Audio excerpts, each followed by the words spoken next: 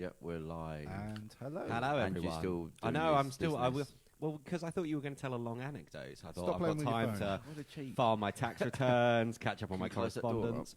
Oh, do you want it closed? I thought we have it slightly open. I've just got a funny feeling the dog will come running in. That ain't no dog, that's a husky. A Yeah. husky. It's a beast of a... I'm being outwitted by these doors. You pull one, the other one open. There we go, yeah. Yeah, I talked about like people not knowing about the past. There was I was in Sainsbury's and they've got a drink Yes. called Soylent. Oh, God, Jesus. Oh, And yeah, was I think I thinking have... Soylent on There it. shouldn't be. It should be plain packaging as well, Soylent. It should just be like You're like, there's a Tesco lot less basic. homeless people in the area than I remember. It should A be lot like less Cold stray Snap, dogs. yeah. Yeah, so this drink's come around. Have you actually seen the film Soylent Green? Not for a long time. Okay. Are we spoiling the ending of a What, 40-year-old It's film? people. I don't think it's been 40. It people. must be older than that, I think. 70s, Silent greatest people! Ah! So a personal development podcast. Yeah, it's supposed to be Hello like and welcome, everyone. Yeah, Yes, this back. is part 2. Part 2, yeah. Yeah, because episode I 57... should have had another mince pie because I haven't eaten today and I've eaten one. Have another one. No one's not judging on- you. Tell me an anecdote. You can't be on like podcast. Personal development is about getting into shape and being healthy. Eats a second. Well, it's about living normally. Yeah, but That's last week you did eat an entire advent calendar in one sitting. yeah, but they were small I chocolates. mean, yeah, it probably works It out was to one equivalent to- chocolate bar.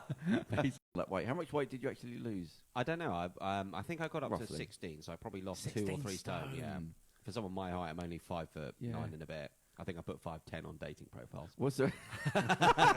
Got to round it up. That's Yeah, fair enough. because Was you got there these 5'2" women going, "You've got to be 6 foot or don't bother. How- You're how- going to die alone." Was Goodbye. there a day when you realised? Yes. Oh, It was. So my weight had crept up on me. I've always been someone who's a bit of a chubby person. Like even now, like sort of where I've lost weight, I'm still like quite kind of chubby actually.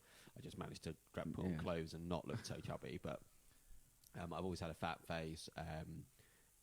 Always had like love handles, that kind of thing. Like just always as a child, just been. I think I had a brief period in my early teens where I went super skinny, but other side of that, I've always been a bit chubby.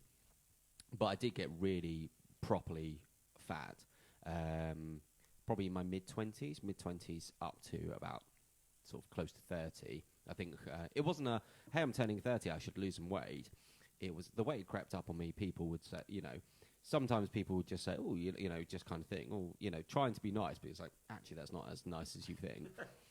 It's interesting as well. I said this to someone else because they'd had a similar thing where they'd gotten quite big and then lost a lot of weight. And we're talking about, it's interesting, the people who kind of take the most piss are the last people to ever say, oh, really well done, you've lost a bit of weight there. But what like Right, yeah, people of who course, yeah, actually yeah, like yeah. pinch you or call you tubs or Right, pat yeah. your belly and say, oh, when's it due? They either never or are the last to say, well done when you've lost the weight, which is interesting. Like a few people from back home, I was like, some of them, like I'd go away and come back and be heavy, and they'd be like, oh, you're bigger every time I see you, And actually kind of quite nasty, really. Yeah. That's a shitty thing. Yeah, to say. but then, and literally like, pat your belly and stuff like that. But then, I know. Well, to be fair, I don't see a lot of them anymore. Right, yeah. But it's funny, like one of them in particular, and she was just like, but never out of everyone, literally, I'm like, I kind of almost made a mental note of the fact that I'm like, you never said, mentioned, yeah. you noticed it going up, Yeah. you didn't notice it going down. Yeah, Funny yeah. that's fine. The thing that kind of did it, because even like, your parent, like mum, mum does the thing of like, I'm the one who can tell you straight to your face. Thanks, that's very helpful. But I was at the doctor's one day and I was having kind of like a really just dry retching thing going on. And he was like, it's probably fine, just try and drink more water, eat lots of kind of fruits that have, so things like satsumas, melons, apples, blah, blah, blah. I said, it could just be that. It could just be you just happen to have a dry throat at the moment. But he said, but that is one of the symptoms of diabetes, type 2 diabetes. That was it. Yeah. Pretty much from the next day. How I did was this like, happen? yeah, kind of. It was that. Yeah. So I just went on a diet, did a bit more exercise, nothing crazy. Cut back on sort of snacking and drinking, and that was it. But you exercise every week, though, don't you? Do you try and keep on top of it? Or Now I do, yeah. Now I exercise more, and I do sort of high intensity stuff as well. That kind of keeps it. I've sort of reached a plateau point, so I'm going to start mixing up a bit more. But yeah, when I just started to drop the weight, that I was literally just doing 30 minutes on the Wii Fit steps. Oh, really? Yeah. Yeah, just did that. That was it. And But what just rigid every day. So what 30 is minutes. that? So you just step on a board. But it's a game. It's basically like computer steps. Yeah. It's basically like the same as the old 80s, home video exercise Why things. not real steps? Well, you are doing steps because you have like a step board to step on and off of. Oh God, what a slow way to get in. Yeah. Oh, okay. It's also when you're a really big fat person, you don't want to go to the gym and be singled out okay. as the really big fat person that's at the gym. You have to have a base level of fitness to go to the gym. That's the thing. You an have to train a bit. amount You have to train a bit to get to the gym. Because that way, you don't want to just turn up and do like 30 seconds of exercise by collapse and be sick. You know what I mean? This maybe sounds patronising, but when I go to the gym I go to, some of the people there are quite big, and I've been to other gyms as well.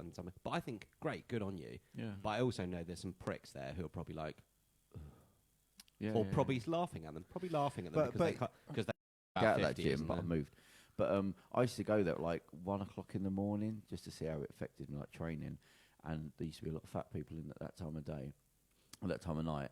And a couple of times there was one young guy as well, and I was training, and I'm there with the vest and the veins popping out, which is easy to train with. And I was looking at him, and I was thinking, it must you be were like, big boobed and tattooed, were you? Yeah, 2 o'clock in the morning. And I was looking at him, I thought, that's somebody to fucking admire, that is. And I went up to him and I went, how you doing? Because they never talk first. I went, oh, yeah, blah, blah, blah, this and that. And I thought, you're there at 2. Who's they? No, this young guy. I mean, there's a lot of fat people were training at that time. And so I thought, oh, they are embarrassed, like women on their own and big black and white T-shirts over them and all that. And there was one young guy. I was just looking at him and I thought, it's 2 in the morning he's coming. He's a young guy as well. And he's a big guy and he's just dripping with sweat on this bike. And I thought, that is personal development tied up in. Because it's easy to go in there with that weight and all that. That's one of the biggest peaks of personal development, I think, to do that. Because you've got nothing, there's no egos, nothing. It's unfortunate that they're shame, that someone would feel shamed into. Yeah. But I just, that's, if I'd see anybody like that, like there was actually yesterday, funny enough, there was somebody in the gym, I was going to text you and I thought, no, I'm not being that person anymore, so I'm not texting you. What was I going to text? You're not texting anymore, or? No, I was going to send you a message because I went to Sainsbury's beforehand. That was it. Yeah. And I went to the gym. 10 o'clock at night, where most people should be on a Saturday. I'm assuming you all go to the gym on a Saturday, like me. I was in bed watching an old Star Trek episode last night. Okay. Well, so I went in there, but there was a woman in there, and but quite overweight, and she was doing an exercise on the machine where she was the wrong side of the machine, so she had no idea. It can but get. Isn't there a trainer? Isn't there? No, not that time of night. So she's a big girl, so I'm assuming she was there. It was literally just me and her. She was just there, and I could tell she didn't know how to use the machines or anything.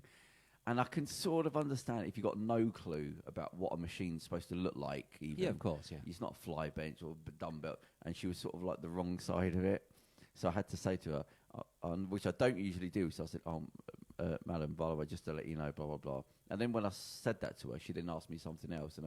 But again, I thought... It was quite nice that you weren't accused of mansplaining.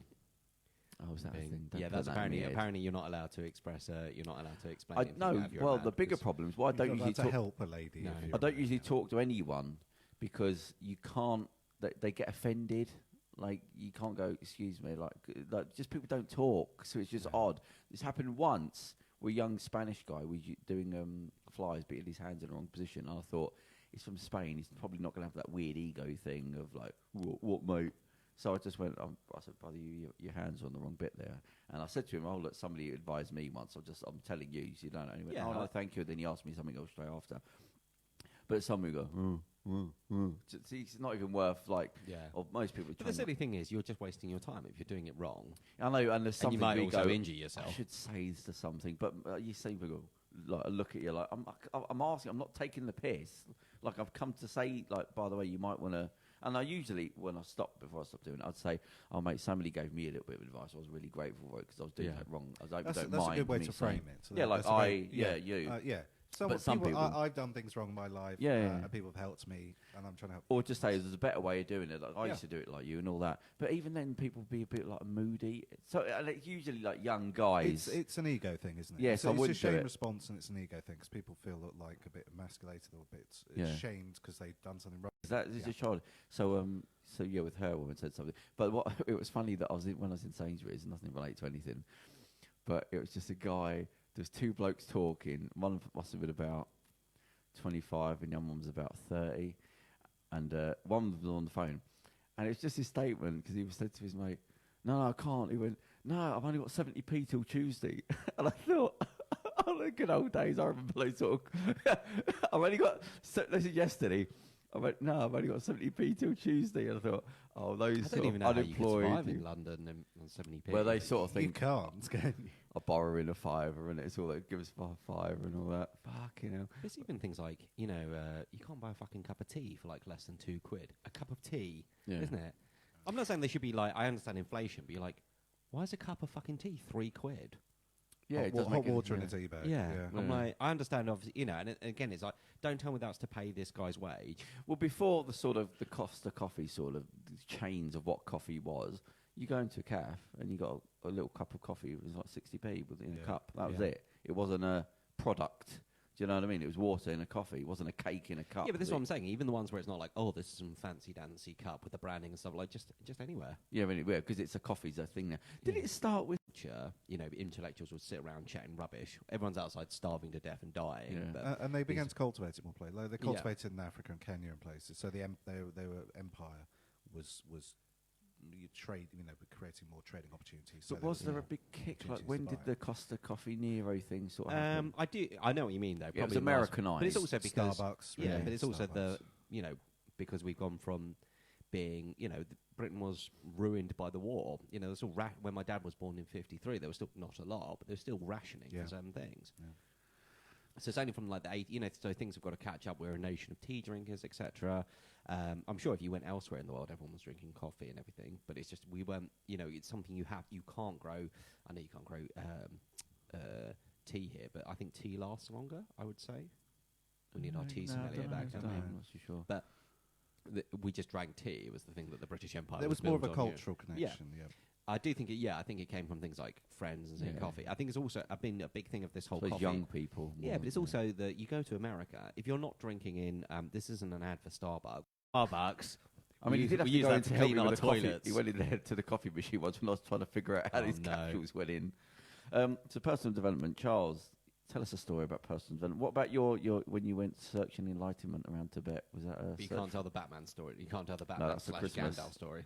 Was that a search for enlightenment, or was that just to run away from a crime or something? No, that was when I was a younger man. As probably said this before. When I was a younger man, I was very stupid, and I believed that someone out there who was a lot smarter than me had maybe not discovered, but touched upon, or come close to even outlining some answers.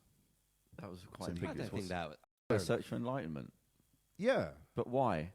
Was it always a question in your head? Yeah. I suppose I've always I didn't grow up in not it was a Christian household. It wasn't necessarily a very religious household, but I mean we went to church, we believed in God, and I went to school. I'm noticing a lot of past tense. No, I still do. I have a slightly cobbled together belief structure I have myself. I've made myself. So I mean, that's fine. Yeah, as most adults do. As most religions do. But I mean, I went to monastic school. I was taught by monks and stuff. Oh right, okay. So, yeah, no, that's so. So you went to a religious school, did you? I suppose it was. I mean, it was a Catholic school. Heavily. I'm not Catholic. I'm Church of England, but I mean, I went to Catholic school. All my family are Church of England. We've all gone to Catholic schools for some reason. I don't know why, but we've all been to convents and we've all been to like monastic schools. I can see in the future when we all become rich and famous, sort of be like. I'm just going to be a big fat cokehead, aren't I? That's what it is. Who's the one in Eddie Furlong? Who's the in the Queen band? Who's one that's always a bit gobby and is always with chicks? The drummer, the dentist, Roger Taylor. Yeah, I can see you sort of. Yeah. Somebody's like, I can see you being Freddie Mercury. You mean dead? Dead of AIDS. But I can see Charles when we're sort of. Jesus.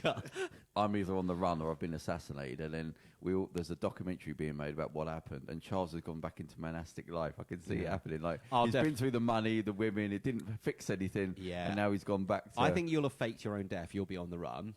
Charles will be living in a monastery, Yeah, and he's I'll just be some enormous whale. Like I'll have lost a foot to diabetes. I'll have a comb over, but I'll have kept a hold of most of the money. I'll be like, and yeah, you're I'm part just of a I'm just band? looking after it in part of. Yeah, I'll set up a band. It's dreadful, but because I'm you've got paying money. everything, it'll be like vanity published music. Like Will Smith did to his wife. Yeah.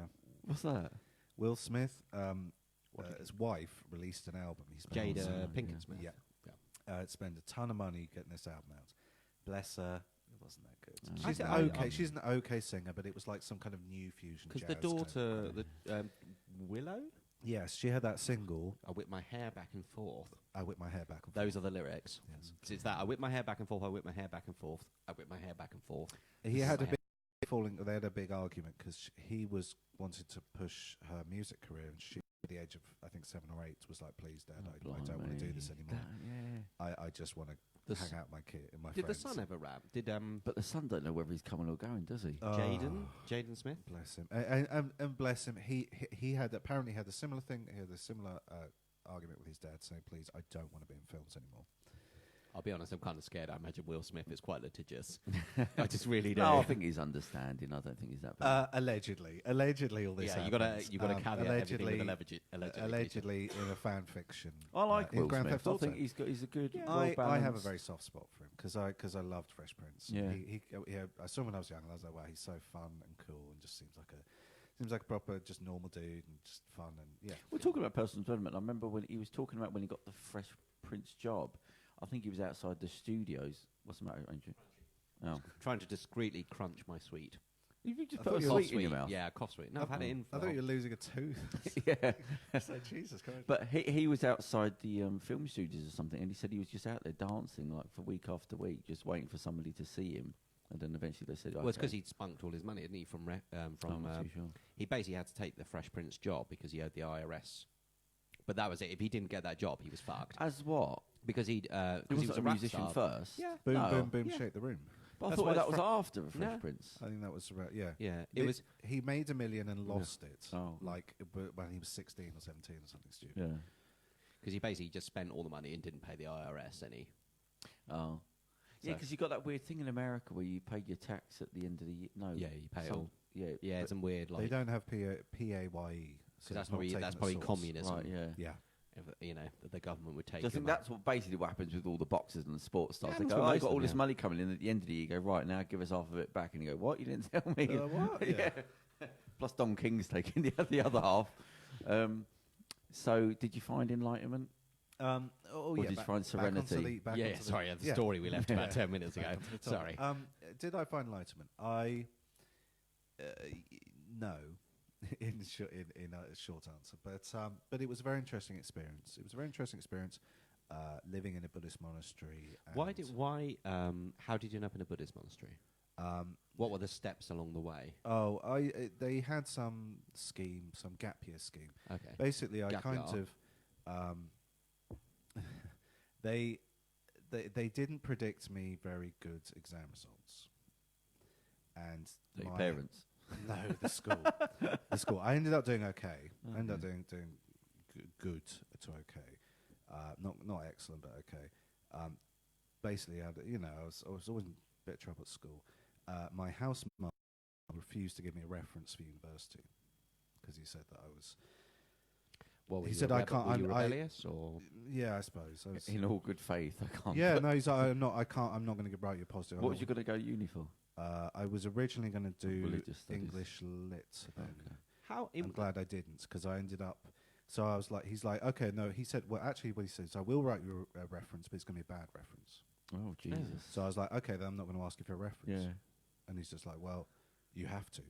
And I was like, well, I'm not going to.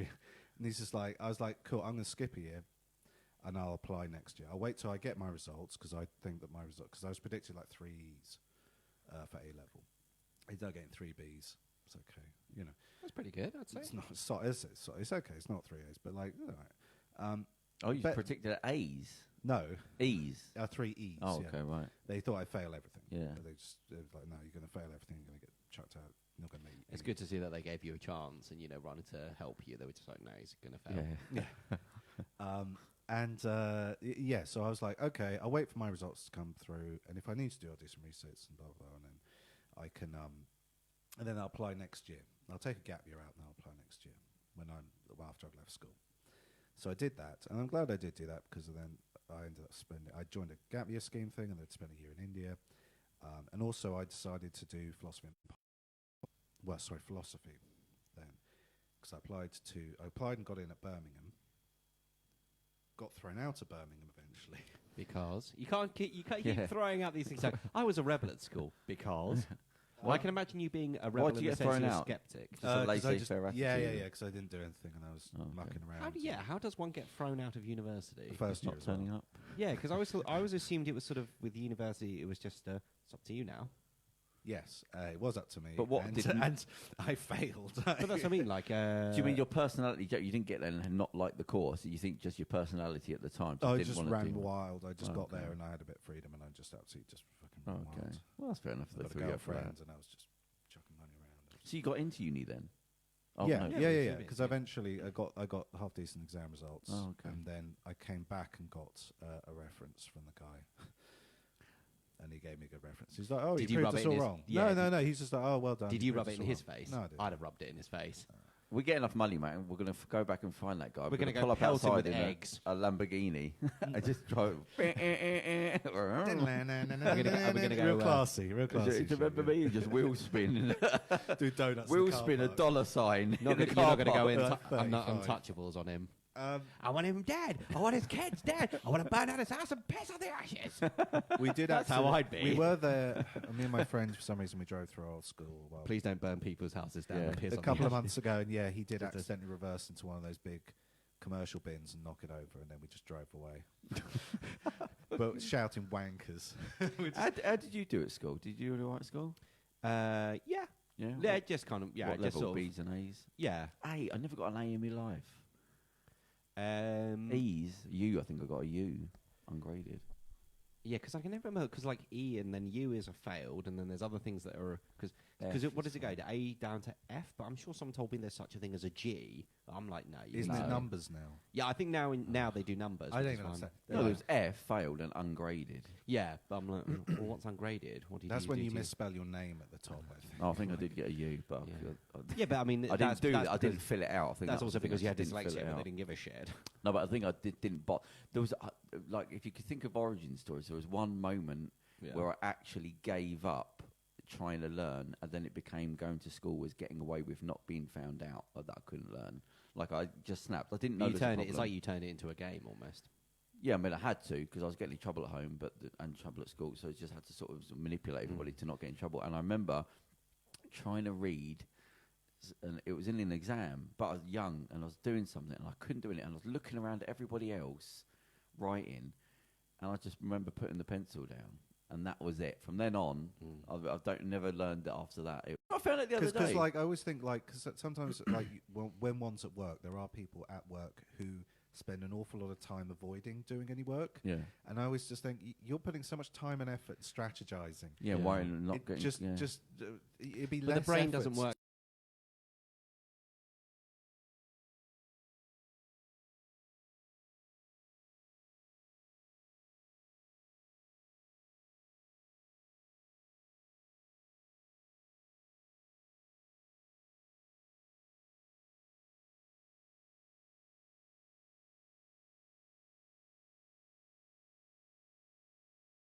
revolve excuses so they'd forget and then use a different excuse the next time. Or if I got backed into a corner, What kind of excuse is there? How would you? forgot something at So home. you forgot. So you I you left forgot the my bag. homework. Yeah, I mean, there was about probably 8 different excuses, and then because you'd only see them like once a week, I knew they'd forget. But wouldn't they all be in the staff room going? No, I think they're not. But teachers aren't bothered. You weren't singled out as the. No, it wasn't that sort of school. And like if there would be like a spare teacher that would come in, I'd go, oh, good, because I can use that excuse because I've run out again, so I use that one and you just doing it, and then that's normal. So that's just Surely normal. must have got to the point that when Theo's literally done No, that. there'd have to be written words somewhere, and I'd give somebody some money, even at home, because I thought I'm going to get caught out here. Yeah. I would have somebody write me something on paper at school, and leave it in my bedroom, so you'd see written words. So you'd like that. Just think, and that's constant. What, so your parents would see that you were That's doing written work? words, yeah. I was, again, we haven't really gone into this too much. I was rather under the impression they didn't give a shit. No, yeah, but I mean, no, but it was just I was just constantly doing those things, thinking somebody might ask, so I better do Okay. things in. But the school was just constant. There wasn't even a stress. That was just what I did. And a lot of times they would ask, "Oh, you haven't done this before," but then I'd just be a trouble. I wouldn't be doing the work, and then Yeah. I'd become that type of person. They put me in a class where, like, if we had to do maths or in English, where they had like different levels of you're in B class, C class, and D class. The last class that I was in was the nutters. The teacher literally didn't do shit. She just sat there, just don't do anything bad, and you just leave the class. So you didn't even have to. So and it just Is that with the kid who started fires? yeah, he used to set. We tried to set fire to me. Once he sat there, and he'd look, and he'd be lighting your thing underneath it. And there was the girl in there who used to do stuff. There was the I don't want to say, but used to sniff polo mints. He used to cut them up and sniff polo mints. The other guy was masturbating. He used to go. And he said to the teacher once, "Where do I put this?" Oh, And she just Jesus. went, "Put it in the sink." Like she didn't give a shit as long as we just shut up because we couldn't learn, and she didn't want to teach, so we just sat there. Like I was there for. But yeah, exams were just nothing. So my whole school, like, last few years, was just making sure I didn't get caught out. That was it. There was no learning. Forget it. It would be like learning yeah, I remember it was talking about being stressful at school. Not going to be of any use to you at all, at any point. Yeah, there's always the thing of like... It would be like teaching you about painting walls. But all you're teaching you, and you go, this is never going to be useful to me. I'm never going to be doing it. But it's just painting white walls. I do think there is a thing with the education being too dogmatic and saying you've got to learn this and all of that, and it's, teach people about how to get what a credit card is. Teach people about gambling addictions. Teach people about alcohol. I think this current political cycle that we're in, especially with stuff like Brexit, just shows that I think we need to teach more about the structure of our political system. Yeah. Because the fact that is that I'm very ignorant. I've done it up to kind of degree level, and there's still bits I didn't know about. You know what I mean? And I think that most people don't understand how the government works, how democracy works, and a little bit of economics as well, just how our economic system works, how supply and demand, capitalism, and because these are the things that you will live in and affect you for the rest of your life. And I think most people don't have any idea of the basic machinations of these things. They just have even no the credit idea. card thing, you want to say to people, look, you're going to go to uni, you're going to get a credit card, and this is what the problem. Just like basic stuff. Just like, but we don't live in that. It's just we're not set up for common sense. And It's what's like CPR as well, like basic stuff like that. But they just accident stuff. Yeah. So if this, because at some point in your life you will be in a position where something bad happens, and when you there's just these don't want to completely defibrillators freak out. everywhere in the gyms and all that, you go, if something happens in an emergency, that's fucking pointless. Who come up with that idea? There's some things on the wall there. You go, what are you gonna? I think the idea is that you call when you're calling 999, they will instruct you. I don't know that that's the case. But it's such a stupid. They have an rather than- audio thing on them. Oh, do they? Yeah, they do. So they say, I would take unless it out. Thank press- you for purchasing the There's like- Acme Press There's like one. two heart buttons. defibrillator. I think there's like two buttons on it. Who so didn't the two charge buttons. this fucking thing? And like it has an audio thing, so it But then we takes live you in a through a suing search. culture where people are less likely to go, I'm not fucking. Well, not in America. In America, I wouldn't use one of those things. I'd be like, sorry, you died. But even here, something happens, and then a year later you get a letter through going, "Oh, that guy, he says he gets headaches because you put it in the Yeah. wrong position." And it's in an emergency situation. You go, "We're not fucking medics. Like but that doesn't work." That's Well, it's the thing of, would you rather be dead?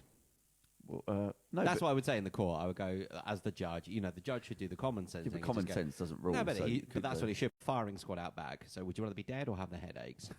You can have the money. I mean, you'll be dead. And then Spider-Man got sued because some dude was falling off a building, and so he whipped past and grabbed him, saved him, said, "Yeah, you're welcome, guy." And then next.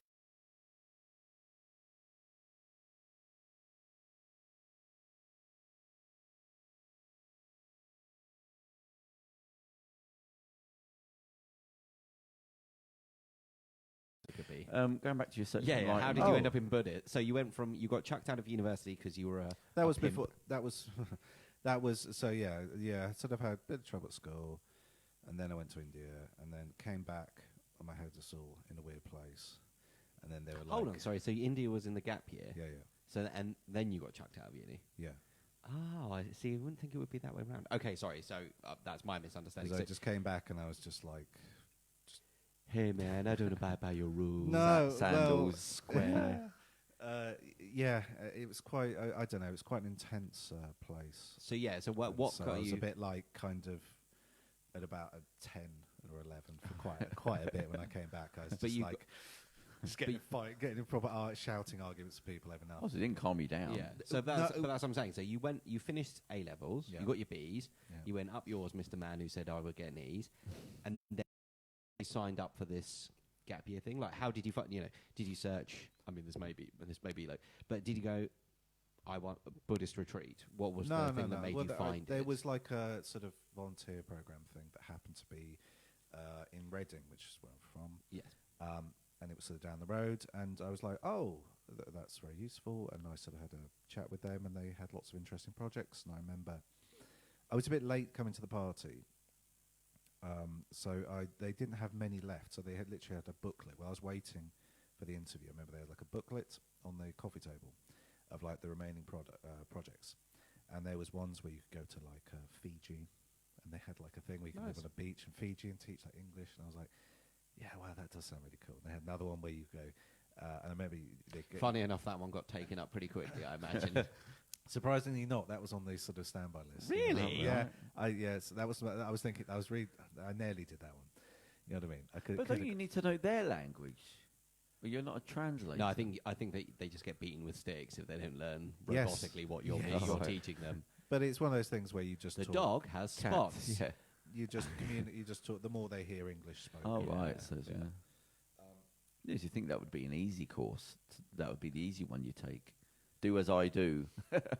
Yeah, I guess it depends on the level, doesn't it? But yeah, I don't And there was another one where you taught English. You were effectively words are going to be. Yeah. Tell him Last his request. kids are in the next room. Yeah. And he's like, oh God, no, I don't want to do this. This is too real. And then one of the ones was just teach.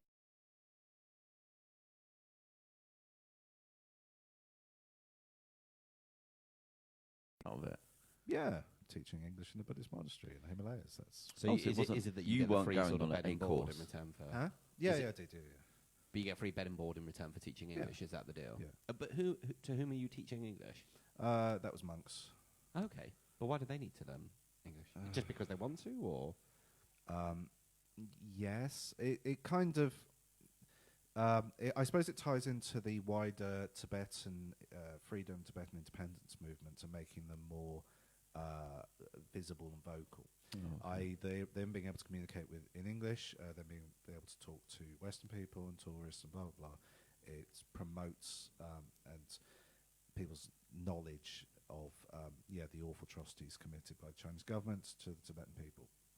So in that sense, it's Because what is the situation? So Promoting. Tibet is nominally an independent country. Is that correct? no, I think is it's occupied. an autonomous region. Of It's a China. semi-autonomous region of China. Right. Oh. Okay. So you didn't find enlightenment there? I met some very interesting people. I met a man who claimed to be 180 years old, I think he said. 180? Yeah. I am 180 years old. I am, Why didn't you just go for I am- 130 and make it? I am well, it could tantric be. master. Oh, okay. Yes. 180 is implausible. Yeah, so don't go if you that said far. 120, you'd be Yeah. like, well, I mean, Well, he was about 40. You know. so he wasn't even an old guy. was he? Like, He's about 40. And I'm like, okay. Yeah. And I was like, all right. it wasn't even very Tibetan. It was just some guy called Roy who was staying with you. No, he's an Indian dude. He was, so I sort of met a couple of guys, and I met some sadhus and holy people. I love that we're and- like, oh, if he'd said 120, we'd have believed. No, but Yeah, it's at least it- palatable. The 180 is like, oh, for fuck's Yeah, sake. it's just guys. like You might as really well say a come on, million. mate. Yeah, Yeah. It's like those people who say, "Oh, I haven't." Sometimes you hear these gurus and say, "I haven't eaten for, or drunk any yeah. water for 40 years," and you're like, Yeah. "No, you haven't." Yeah. I'm sorry, no, you haven't, because everyone who's ever done that has died in a fucking week. Yeah. I'm sorry, that's not. And where do you get the moisture in your mouth and your eyeballs from? Like, Yeah. where do Yeah, I can imagine like willpower. You can do a lot, and meditation. You can do stuff, but like you can push the body. to beyond limits to very Yeah, extreme maybe limits. said But 40 days. you'd be like, geez, yeah. If someone said 40, I'd still be like, I don't think that's possible. Yeah. Talking about personal development, one of the many experiments I did through the years, one was on, most of these are accidental, because I just do everything, and most of it's bollocks. And I remember working in nightclubs, and I'd be outside, and I'd usually have a coat and a T-shirt, just out of laziness, whether it's hot or cold. And I remember people used to moan, like when you stood outside a nightclub, it's freezing, and it used to piss me off. The weakness used to piss me off, and I used to think, so I ended up just wearing a T-shirt, and everyone would be going, aren't you cold? Aren't you? And the more they whinged and moaned, Your rage kept you warm. yes, so I would just wear basically sod all in the cold, where people were coming out of a club and your breath was being seen. Yeah. And I'd just be stood there and go, aren't you cold? Aren't you cold? And I was just like, fucking weak people. You were like one of Fucking those hated the Newcastle weakness. United supporters that always got their shirt off regardless of... But I always hated the weakness, so that in a way fueled me. So then what happened, I just sort of forgot about it. I just used to do it all the time. I then realised I wasn't affected by the cold, because in my private life I'd just be going out in a T-shirt and it was like freezing cold. But aren't you cold? And over about a year, I thought, I'm not that cold anymore. Then some weird stuff happened. Then there was a Star Trek thing where I was just watching it. So I didn't watch anything. Yeah. And when I sort of thought, I've got to become a normal human being, I went and watched things that I'd heard that people had spoken. One of the things was Star Trek. Yeah, of course. So I went and watched the Star Trek, the first series, the original series. Okay. And I remember you've got a hair in that cup there. In my coffee. It adds to the flavour. Oh, it's an eyelash. How's that got in there? Eyebrow.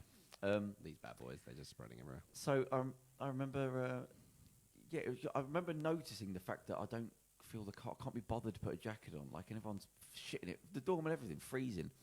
And I was thinking, okay, so it's mental, it's a mental thing. I think to a degree, you can't go in the Arctic with a T-shirt Yeah, no, of going course. mind over matter. But I always come back to this. I remember seeing the Spock episode, and I can't remember what it was, but he was talking to him about how he handles the pain. And he says, I know it hurts, but I just don't care. That's the thing. So the Lawrence of Arabia thing with the match, isn't it? I haven't seen it. There's a bit where he does the trick. Well, he doesn't do the trick. He just kind of wets his fingers, puts the match out. But and someone else does it, and they go, "Ow, that hurts." And he goes, "Certainly it hurts." And he goes, "Well, how do you do it?" He goes, "The trick is not minding that it hurts." Yeah, it's that sort of thing.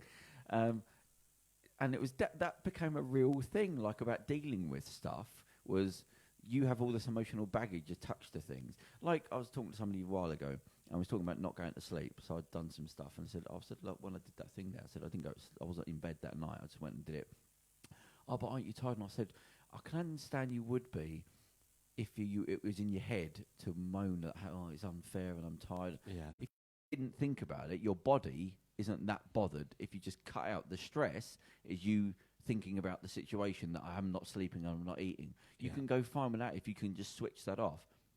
And you can do those things by repetition. You can't speed it up. You can't talk you into it. You just have to keep doing it and not give a shit. And the problem goes away. The synapses of the brain just don't flow easily that way anymore. Yeah. Then I found out, probably about a couple of years ago, what happens is if you are like Eskimos and things, have something called brown fat, which is what babies have. So babies can't shiver. They've got a natural defense against the cold, which is something called brown fat. And Eskimos have it. And it's what happens. It develops in your body. If you're put in cold all the time, you develop this thing called brown fat inside your body.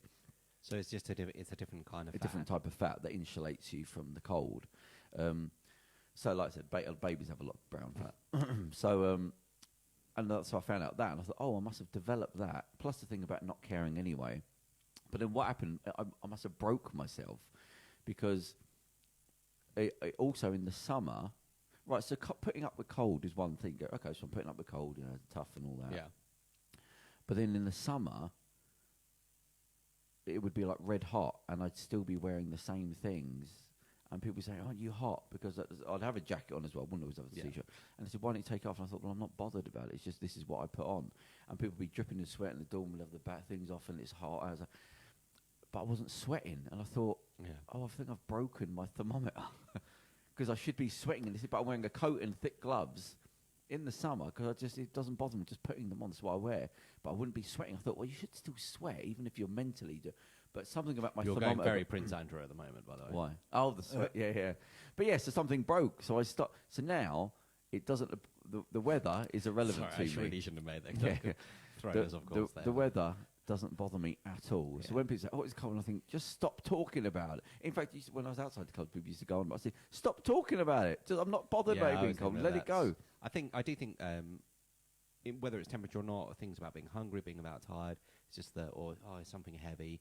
Just stop going on about it because it doesn't do anything. Your brain big is part then, of it to go back to the Spock and all that. It really, really is, and you can't do it the first time. It's repetition. Your synapses of your brain go in whatever direction, and they create grooves, good and bad, depending on what you allow into your head. Yeah. And if you just push it away, eventually it's not a struggle anymore.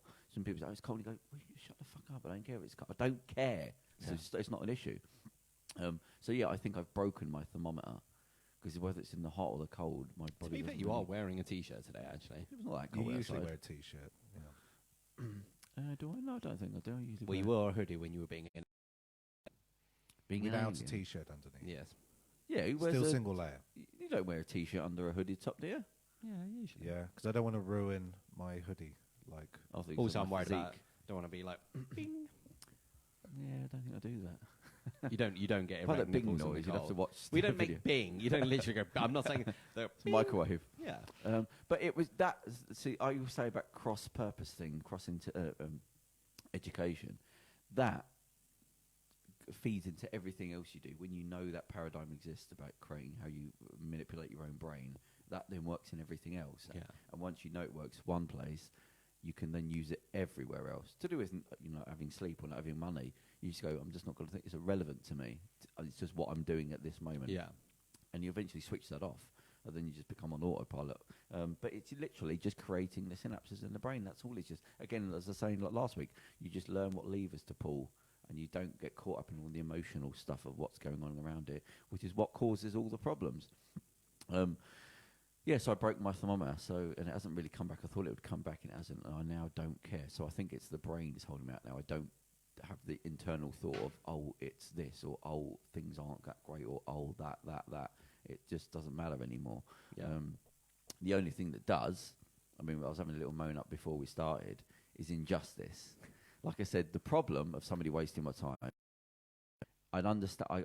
It doesn't bother me at all. It could be, and they have wasted 9 months of my life and said because something else happened. And I go, you're not being paid here, and I let it go, and it's forgotten now. And now I have to just deal with whatever. I don't mind doing mine, but it's the injustice of are you taking the fucking piss? That's what annoys me. The injustice is always the thing that causes me friction in my head because I want an answer. I want to fix why did that happen. Give me an answer so I can close the door. But yeah, so I broke my thermometer and I let stress go, but it's injustice that that. It's the Doesn't always sound like you let stress go. I'll be honest. well, it's not stress; it's injustice. I want to know why that doesn't work in terms of the universal laws. You can't just be that dumb. but I think I think you get things out quick, and I think that's healthy. What do you mean? I think if you wear your heart on your sleeve, let's say, and if you're annoyed by something, you will make that known. Yeah, I mean, to You know what I bottle mean? something You up to me would be well, mental. that's what I'm saying. That's To what- think that so many people live like that would be that's fucking. But lots of people do, especially lots of English people. And this is very bad. It's also a very bad thing for relationships. To be fair, Yeah. People don't often discuss things. I think lack of communication's absolute killer. Well, if you don't say something, then the other person doesn't say something as well because they see that you things don't say stuff. you know, what I mean? So, things just fester, and that's where you passive aggressive stuff and things Yeah. build as well. Whereas if you just that's have horrendous. come though, out isn't and have it? just conversations about things, about what you like, what you don't like, what's Yeah. working, what's not. Yeah. The hopes and aspirations, things of the future, whatever it may be. Yeah, and once you don't say one thing, then you It just become cascades. Yeah. Because you're like, oh, maybe I should mention it. Okay. Well, that's why I That's a said difficult I've always said I conversation. like being around crazy people because even though they annoy me, I know that I'm just getting what's there. Do you know what I mean? They don't really care. Yeah. So, but you need those weird people that just say shit. When you don't say stuff and you pretend to be something, that annoys me. To quote Fallout New Vegas, What's that? it's a video game. Oh. there was a guy in it, and he was the village nutcase, basically, in this village that you went to.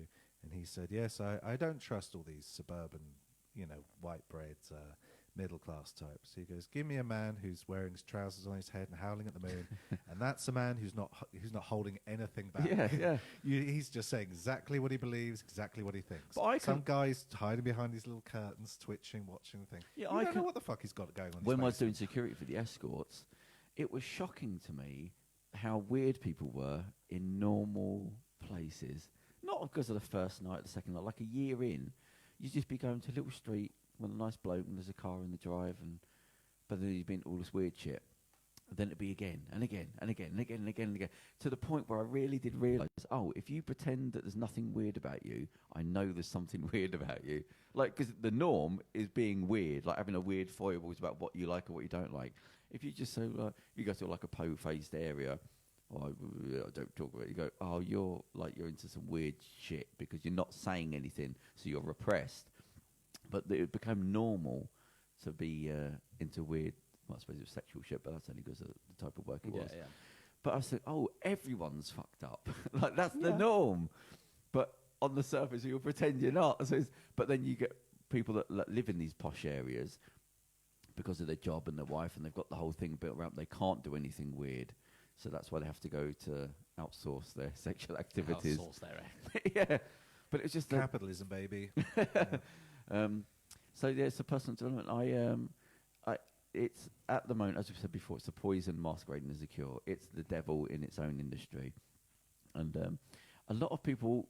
I was talking to somebody yesterday, 2 days ago, and they were talking about personal development people. Yeah, and it's what annoys me is people that moved into the industry that shouldn't be in there, like the spiritual thing where all the philosophers moved in and all the spiritual people moved out, so it become this weird thing. And we're saying like Arnold Schwarzenegger, we go, right, that's more career. Because if you said, well, personal development, you know what he did with he had a baby. What with his maid? Yeah, in the house. That you go, so it sort of doesn't really work. And then you got the spiritual thing, which is always going to be a big problem with me, because that overarches everything, but it's the least normal thing, because you either are spiritual or you're not, and the other people have to sort of run around the outskirts trying to figure out what it is. So if you're talking about Schwarzenegger, forget spirituality. So that falls down immediately for me. You had even people like Richard Branson, who gets brought up with that sort of industry. But it's only when you learn into his I don't want to dislike people that I like, so I'm not having to go at him. But he had so much luck and things given to him because of his family that you go... He also sues the NHS periodically. Does he? Yeah, he runs quite considerable portion of it, doesn't he? Yeah. Oh. But he should have had a criminal record for like bringing over CDs or music, but he didn't, because his dad was a barrister, and they had to pay like £50,000 or something, and he got a warning. But if you hadn't had that, then you would have a criminal record, so you wouldn't have an airline. Do you see what I mean? Yeah. And so you go, well... and plus he had a good family, and his mum used to teach him things and make him work problems out. You go, so it's not really personal development if you've been given everything in life. You haven't... Yes, I get what you're sort of saying. Some of these guys set themselves up as exemplars and saying, this is my path that I took, and this is how I got to be successful. But there is still a bit of luck, I think, in a lot of those things. And for instance, I always think not everyone who drops out of Harvard will become Mark Zuckerberg. Yeah. You know what I mean? Like, that's almost an aberration now. Yeah. And to be honest, social network now, that's not going to go anywhere. That ship sailed. Yeah. I'm going to come up with a new Facebook. Sorry, there's already Facebook. Yeah. You know, I'm going to come up with a new Sainsbury's. Sorry, there's already Sainsbury's. What the fuck are you talking about? But I don't know if it was a Malcolm Gladwell book, and he was talking about people that had luck, and it's like who started Microsoft. What's his name? Bill Gates. Yeah, and he just happened to be in a town where the computer was developed, and his dad worked for a computer company, and they had some stuff. And he goes, so he was 10 years ahead of everybody when computers became a thing. To him, he's just tinkering around with electronics. So there's all these weird things that happen. So, and it's quite lonely, honestly, because I keep putting and he was obviously in a lucky position because computers were very expensive. Well, that's the thing. He said nobody could. Yeah. But he goes to all these things about luck, and if you weren't there, then that wouldn't happen. He goes, yes, you have to. That's built into the system.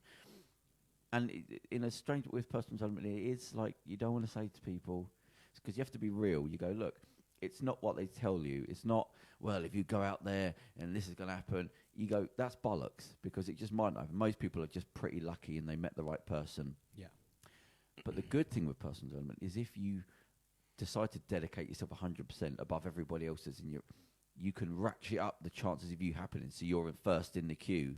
You can't guarantee it, but you can ratchet it up to 90%, depending on how much you work, because most people will go, well, there's 1,000 people in my industry doing this thing.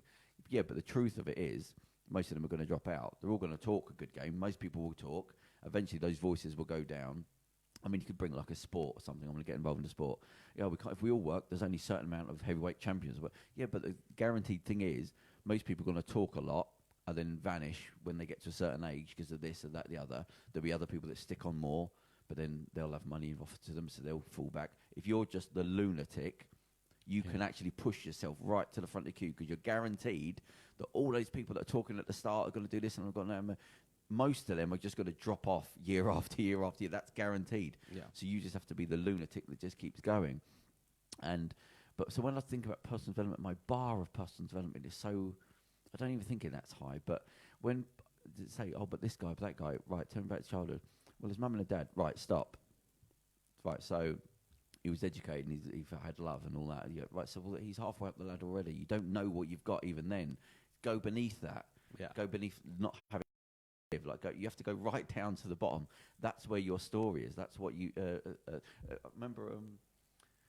Schwarzenegger, he said when he put in the after-school programs across America, because he thought that's what you do. You get people involved, and they're not doing anything, so you get them involved in classes, sports, and all things like that. That's what you do. Out of trouble, yeah, and he thought that's an answer, and it made sense. Sport, it makes you feel good about yourself, and he implemented all these things. And then he went round, and people weren't going to them. And he spoke to some people, and he realised that, they don't know that things get better. So the will isn't there. You can go, look, here's a thing for you to go but if you've never seen anybody go on to achieve anything, you haven't even got the willpower. Because what's the point going to this thing and nothing's, life's shit. So, but when I immediately ask people, what's the story? Well, forget the bit you did at the end. How did you start? Because if you came from a nice family, you're educated, and you go, well, you don't know you're halfway up the ladder. My ladder's fucking in the gutter, like beneath the gutter. So going from there, like I could talk about personal development, going back to the magazine or the book. That's nothing. That's not the big thing. The big thing is knowing who I used to be, and then go back. Forget childhood and all the shit I had to go through as a child. There was these big so when I now did that, and then left home and the thing, and all the insecurity and that, and then get to the magazine, and then 10 years of that and this and that, and doing it with no money and all that. Then I look at other people. Some bloke, well, he's got an IT company, and he made a million. You go, but you grew up in California. Your mum was an English teacher, and you go, it's not even on the same. But I don't know. What you class as personal development is not, because it's everything. There's no point saying you have money. Personal development, that's career. That's nothing to do with anything. So there's very few people I look at and go, what did you do? Like, I've got Malcolm X ring on. That's somebody, is a pimp. Had nothing, no educated, had to learn. I copied him, reading the dictionary to still teach myself words. Then went on to do all this stuff, and then he quit it because he realised the brotherhood was bullshit. And then they wanted to kill him, but he still stuck by his guns and all that. That's personal development. You changed your life. Morally, you did the right thing. You turned away from money even though you could. That's personal development. But those people don't fucking exist anymore. Like, everyone's for sale now. Everything's not even just for sale. It's given away. I'm just here to make money. And if I have to see one more, I've said before, if you hear the word six-figure income on anything, that's a con man. Yeah. Six-figure income, just the marketing term. I can make you rich. Yeah, with my 12-step program. Right, yeah, but what about the rest of my life? No, I don't know about that. That's just money. Well, don't class yourself as some fucking self-improvement developer. What are you talking about? It's like these motivational speaker people. It does nothing. Yeah. It's like, well, they get everyone jazzed up. It does do a bit. Go to a rock concert, and then they feel good afterwards from that. They buzz for about an hour. And they just click afterwards. and go. You go, what happened? Yeah, I'm just that at night. the bus stop now. That night, they'll just be like, "Oh, yeah, that was." But that's what I mean. That what you think of as personal development is the problem. Yeah. That I got nothing. thrown out of a lecture once. Nice. Head first. Nearly. I accidentally. Well, it was one of these motivational things, and they were going to teach us the top 5 tips for memory, and to how to exam things. And it was just within about 3 seconds that the guys start talking. I was like, oh, okay, this is all bullshit. Yeah. I was just like, okay, this is like it's just some real business management seminar, Just saying 101, stuff. Yeah. holiday in, conference weekend bollocks. And I Yeah. was just like, fuck this. Pyramid scheme? It's just like 2 hours, and these guys, it cost like, I think it cost about 80 or 90 quid per head, and there was like 200 of us or something there. I was like, fucking hell, man. This is. Why did you sign up for it? I didn't. This is the school just Part made. of One afternoon, we just got wheeled into the fucking gym or whatever, and these two. Oh, I see. But these two moops turned up and just these two what? moops. What's moops? It just sounds good. Yeah, I mean, it sounds like it is. It's a good. It's a good. Yeah. one, yeah. These two moops. It's the band's name in South Park. They call themselves a moop. But, It's good. But they turned up, and I was just like, "Fuck this," and I couldn't be bothered to do anything. And then eventually, Did you stand up and protest? no, me and my mate, he kept on just standing behind the guy and just like flipping, nice. flipping me off, Fight the like man, behind him, and yeah. just going like, like behind, just constantly behind him. I like like, that we're doing these gestures on this yeah, podcast. he kept just yeah. giving the finger to me. So I was just like, when he wasn't looking, he was standing right behind. So when he wasn't looking, I was like flipping off my mate. And then he turned around once, and, Oh, like, no. go for it. And he's just like, "Fuck, do you just do to me?" And I was just like, What, I was you doing broke it to chill my, out, I was man. like, to be Character. fair, it's like I was doing it to my mate behind you. Yeah. I wasn't doing it to you because I would say. and then when he turned around, you went, And he was just like, and he goes, "No, you fucking weren't." And I was like, "Dude, if I was going to swear at you, I'd admit it." And he's But just did like, he he's immediately- like, "Fuck you then." I was like, "Nah, fuck you, bro," Oh, and no. just walked off. But he went straight into swearing at you. Yeah, and all yeah, that yeah, kind of thing. yeah. I was like 17. But he as must well. have Yeah, but known. if He was I like was the a people 30-year-old organising man. that lecture, the school, I'd be like, oh, Yeah. let's not have these people back again. yeah. They didn't give a shit. No, I got sent to the. He told me to go. They told me to go to the headmaster. I didn't bother. I just went home. I went to my boarding house and made some noodles instead, and just watched telly. That's a classy school, that is. Sticking it to the man. Yeah, that was. Yeah, they were like, "No, you're going to get in real trouble with this." Mate. Well, serves You them might right get for sending a load of old suspended." shit. They were genuinely like, "We might get suspended." So I just went and made some noodles and watched Neighbours or something. It would be nice to get back to a time where we did have Noodles and gu- neighbours. like actual gurus. Do you know what I mean? Someone that's like lived a life. But you go, that doesn't exist. Like, you should be able to name a handful of people out of the 7 billion people on the planet. I mean, Oprah Winfrey gets thrown up a lot, who I think you could talk about personal A development. secular guru. Yeah, I mean, very she has much so. problems with weight that I don't think she attends to. Well, she gets fat, then she loses it and writes a book about that. And then Yeah, she so that's loses a all the weight mental and writes thing. a book about That's a mental how she lost thing. all the weight. But she touches on a lot of good things. But that's one. See, my problem is you shouldn't have any weakness because that should be your biggest endeavour. Yeah. Anytime there's a, and she's got You should look to try and address it. I mean, I think we're all weak. yeah. in Well, some yeah. I ways. mean, so you got But it's- Schwarzenegger. You could go well. But He's self-development, self-improvement. You should ideally be looking at your weaknesses and attempting to do something. yeah. I mean, that's what it is basically. But it always comes down to they do this one thing and then they start. So okay, Oprah Winfrey, she's got a weight problem that she doesn't really deal with, doesn't really ever seem to get resolved. So that's a big thing that's constantly there. Yeah. So that says there's something still missing in your psychology. Schwarzenegger, I don't keep throwing him under the bus, but career, bodybuilding, and all that. But that's just sort of an addiction to something. That what about the private life bit? Like that, I Can't keep his hands to himself. yeah, I really. can't really sort of miss that one out. So that's quite a big thing. So, and that's what you see. You see all these one-dimensional people out there, but nobody's sort of done the whole thing. Or if they have, well, no, there's nobody. There's 7 billion. I can't think of anybody. Different cultures. Again, as when I was traveling around India, there were lots of prominent spiritual people who were prominent in their society, in Indian society, and on TV and media and stuff, who were famous for being religious figures. You know what I mean? And we don't. But again, that's We're like- more of a secularized society, and we don't necessarily indulge that as much. I mean, we do have the ABC and stuff, and there are some people knocking around. We have the who, sorry? Archbishop of Canterbury. Oh, right. So there are leading religious people, But again, that's- positions in the country, but I'm saying they don't have a very prominent position. We don't go, let's go and ask the Archbishop of Canterbury about Brexit or about the election. But No the one gives a- no one Lords, the gives a Lords shit. does include bishops, doesn't it? And It's the imams, Lords. and I think there's a couple of Rabbis? Hindu, yes, rabbis, and I think some Hindu. Okay. I'm not But sure. then again, that's just a spirit. Well, it's not even spiritual. This is what annoys me. It's philosophy. That's all it is. Philosophy. Well, there's spirituality rather than philosophy. Philosophy is technically is supposedly more logic based. No, so what you're saying, that's the problem. It's not right. We're going to keep coming back to this thing again. Well, I'm saying that these in that case, in the case of India, they seemed to be prominent people in their culture who were discussing these topics and dealing with these topics, and attempting to do something, attempt to help people, and being open about this. And I'm saying that they were in that culture, they were religious figures, whereas in our more secularized culture, we look to a more secularized answer. And this is why you have motivating people, and people giving these shouty, weird lectures, and everyone's jump up in your seat and do the jazz hands, get pumped, whoa, whoa, whoa, There was a company recently, and they do that instead of, hey, open yourself up to God, hey, meditate, hey, do all this, When I was, I don't know, late 20s, I went to this thing, and it was one of these health things where you buy the health products and then you get other people to buy them off you. As a pyramid scheme. Yeah, basically. Yeah. And I noticed the company's still around, 2 months ago, and I'm thinking, Jesus Christ. And I want to say to them, it was like there's a Simpsons thing where they go to this seminar, they go, it's not a pyramid scheme, is it? And it's like an upside down triangle. And you want to go, they're still holding on. Here's the founder. Here's a picture of him in front of our yacht. Was it Pete Shaker's first thing I'm going to say, this isn't a pyramid scheme. And they're like, it's a pyramid scheme. And he goes, no. The first thing I just said, it's not a pyramid scheme. They're still knocking around now. I keep seeing every now and again on LinkedIn, something will pop up. Well, there'll be some 21-year-old.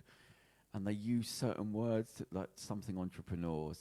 There's a certain type of word that people have started using. Is it consultant? No, I know it for it, but I notice it again and again. So I know somebody's been on the course because they use certain words. Mm-hmm. Like I keep getting these salespeople contact me, and they describe themselves as high ticket closers. And every time it's always like a 22-year-old high ticket closer. I think it's a code. Ticket is for sale. That sounds super wanky, doesn't it? But every now and once a month I'll get one, and it would be a young 22-year-old who's been on, and I looked up, and it was a course that you go on, some con man, and you go, I'm a high ticket. You're 22, you've done nothing. What are you, a high ticket? What are you? But these, an independent distributor. That's what it is. That sounds like a drug dealer. No, that sounds like a euphemism. And it's always like this health product, right? So I went on one once. Yeah. I went to meet somebody once.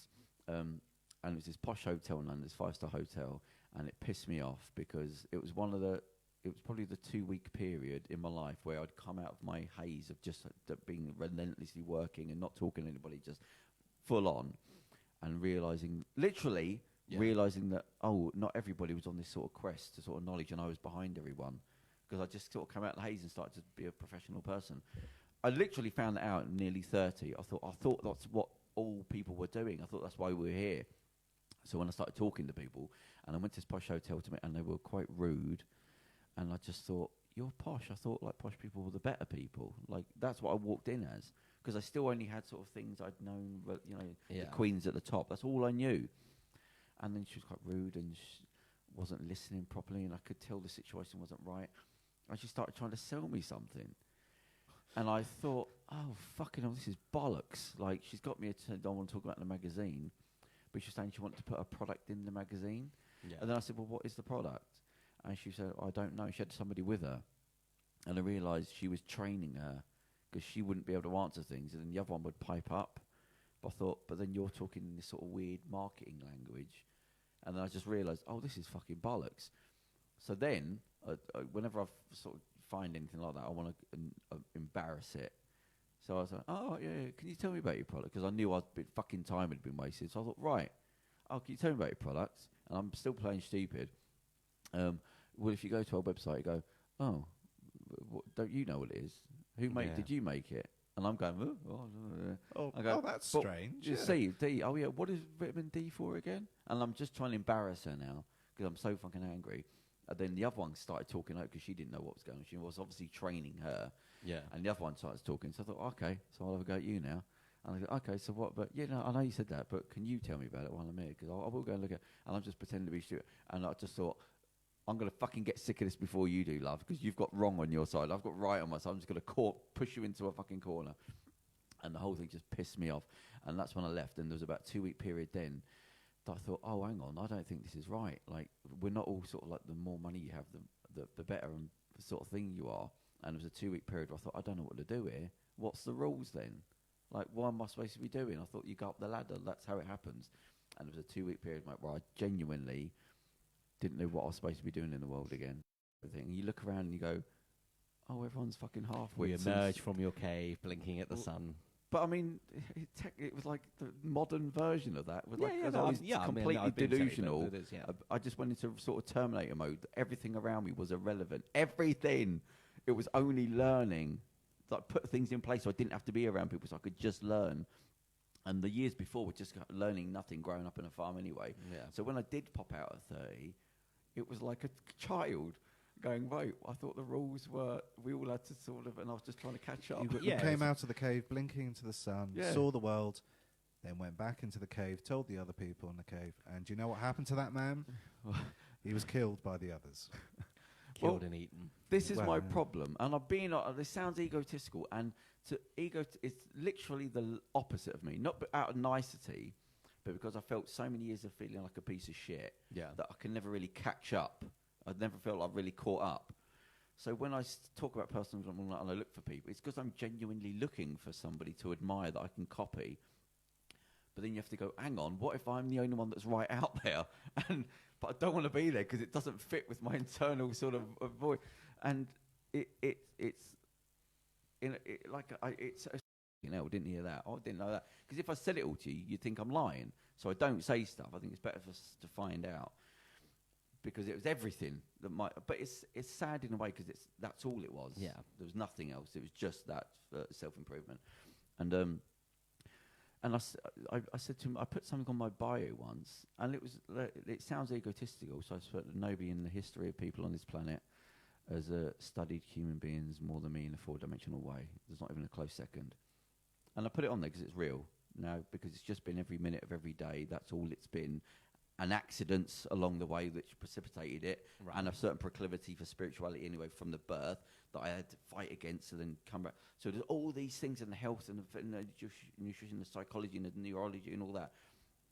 So I had to sacrifice my life to do all that. I said, but I didn't really put it up there like out of ego because that is more responses that way. way. Be politer than that. No, but I thought that's There's what the people... internet, of course they're not. No, but I thought that's what people would do. If I said, hi, can you give me some inspiration? They're just going to get idiots. But if I genuinely say, look, there's just me, other people get annoyed. I thought it didn't really work. It's kind of throwing down the gauntlet almost. Yeah, but that was out of desperation because I was thinking, I can't think that I'm out here on my own because it doesn't feel right. I don't want to be the only one out. I want to be able to go to the guru over there and learn from that person. Yeah. But anyone I do learn from, most of them are dead. So I'd have to sort of pick from people that but most of them are dead. Whether it's psychology or neurology or etiquette or whatever, all these people are dead. And I think it had to be learned from people at a time where there wasn't social media and people didn't sell their souls. Yeah. They just lived a life in a certain way. I mean, one of them on my bio, I put how to learn to be a gentleman. And honest to God, no teachers. It was watching Alan Wicker. You did. That's quite sad that that's all you've done. So I try to sort of knock myself down that way. Go, well, that's good to live like a fucking Terminator and a robot and all that. But you've lived like a Terminator and a robot. So you've done all this thing. So I think, well, maybe my life was just for other people to look at then, other people's word that I learned from. Maybe that's what my story is. But it's constantly because I never really learnt the rules of life. So I'm trying to search for this meaning of what are the rules, what's the boundaries of what I'm supposed to be doing. Yeah. And when I found out that we weren't all on the same path of trying to get to enlightenment, I was fucking like, well, what do we do now then? But yeah, so now, as I said to this guy the other day, if I knowing everything I know that will have to be peeled out slowly, you go, so that is me. There is me, then everybody else. Until you tell me otherwise, because I've looked. You could go, well, this bloke. No, but I've been looking at desperation for 20 fucking years. So who comes close? Who would be a close second? Or even a distant second? Okay, so I thought Oprah Winfrey. Yeah. Because she also had to battle racism and all those sort of things. Yeah. And she had the career thing. And she talks about spirituality. And she's the most spiritual person I can think of in terms of what she says. She's got the closest without actually knowing what it is. Right. She's done enough to sort of go, she sort of knows the thing, but she doesn't have the right language, but she knows it's there. And I'm surprised she's even got that close. I think we're going to need drugs, which is happening now, and then science will have to start taking the drugs seriously, and somehow through science will get connected. Science and drugs. I mean, it's going to have to follow. It's the only way, but we don't have the tools now to get there. You can't take it. And we've got to grow up as a society in the Western culture to go understand certain places you can't go without these metal things. But the biggest problem when I talk about spirituality is because it's just sat there now waiting. The people that know about it don't talk about it because you just become barriers. So other people move in and then it becomes a laughing stock, so it becomes self-fulfilling. So you just don't get involved in it. But it's sat there now, and how you have atheists and talking about there's no afterlife and all that. They're like flat earthers. They're so blind. Some you either are spiritual or you're not. Right, and the people that usually don't talk about it. I've said before, it's like an adult seeing children in a playground. You don't start going pointing the wrong and all that because there's that big a leap, so it's pointless.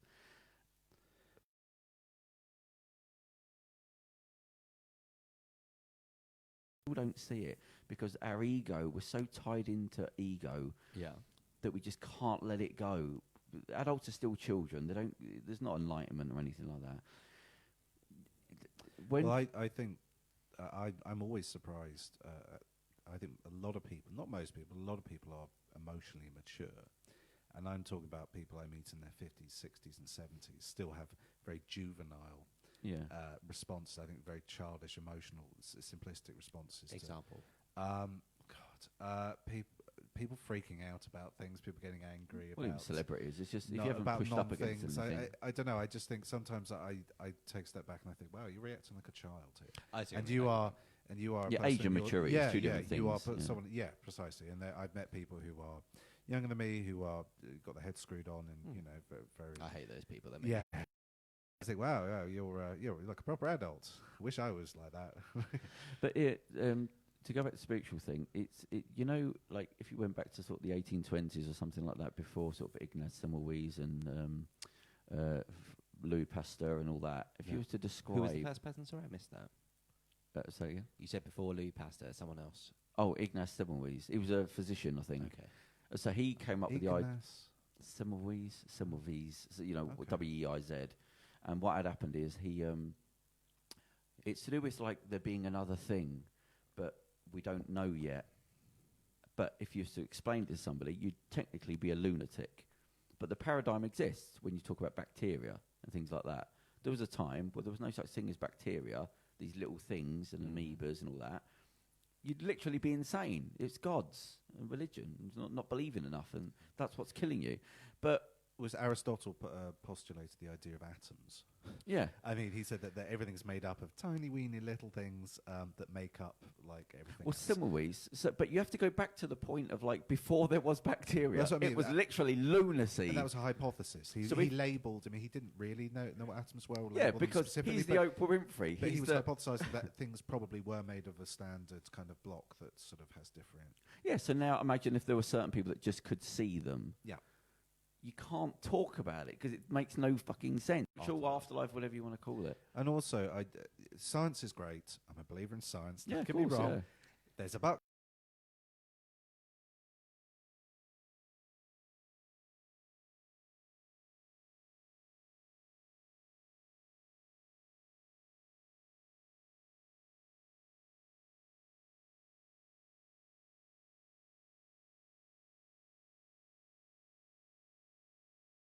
Fact and the way we view the universe and reality now will probably be very different in 200 years' time. Will it be laughed at? It will be childish. They will look back and just say, well, even, I mean, for example, we've referenced it a few times, the show QI goes, oh, actually, this thing that you always thought to be true isn't. And then a couple of series later, they'll go like, oh, remember that time we told you there were 2 moons? Actually, there's 7. Yeah.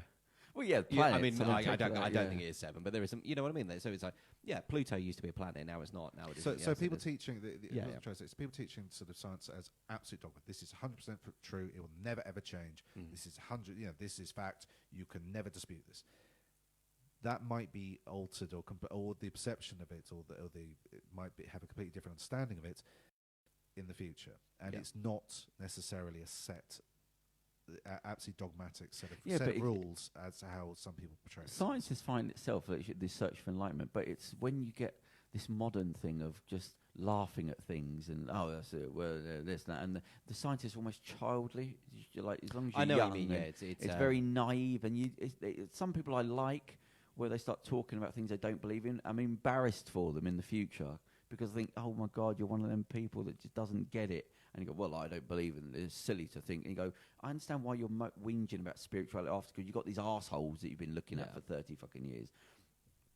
But it's the bacteria thing. We're going to invent something, and then everything that was ever spoken about spirituality, all that, will suddenly go, oh, we're sat here now thinking you're there, there's nothing else, and we're blind, like we're blind. And you go, well, why didn't people say? But it's like being homosexual in 1850. You just go, I ain't saying shit, because there's no good to this at this time. So that's what I mean by spirituality, which overarches everything that I've done, but I had to do all this first so people would listen to me later on.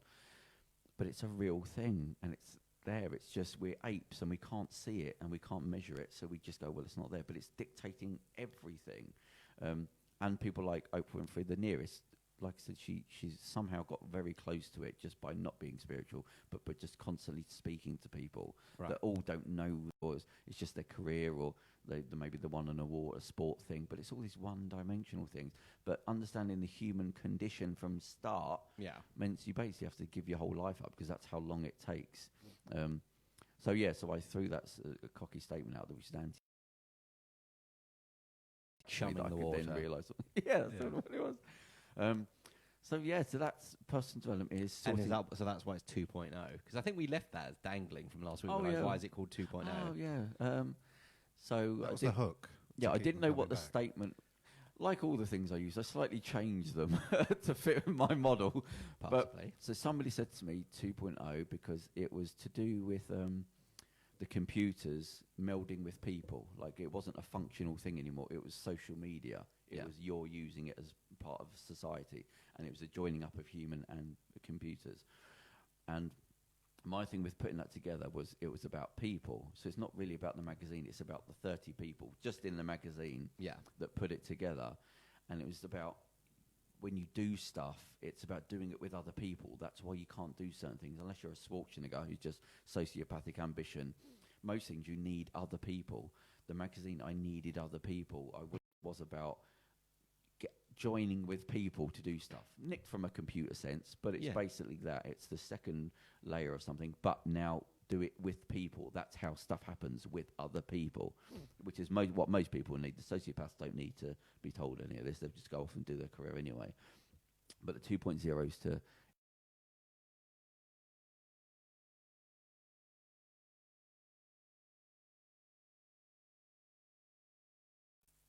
unfortunately, I'll have to accept eventually maybe it's just me out there and all the rest is just playing games. It's just careers and things like that. There's no life lived and died with the one sole purpose of understanding the complete human condition, including spirituality. Some get to fitness and career, millionaire and happiness, and all, but they don't get the whole thing, because that takes a whole fucking lifetime and a lot of weird shit happening for you to test all those models before we can get to a point where you can talk about it.